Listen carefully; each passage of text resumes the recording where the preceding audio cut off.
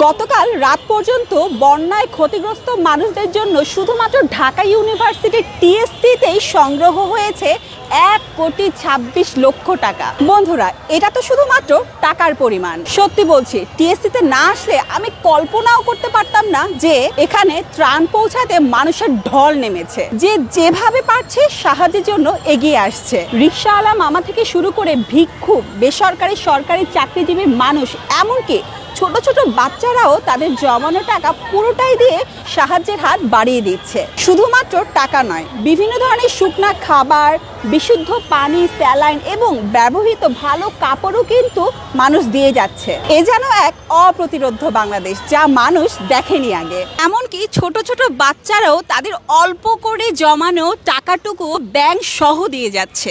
এ যেন একটা অন্যরকম বাংলাদেশ, যা কেউ দেখেনি আগে। আমিও আমার সামর্থ্য অনুযায়ী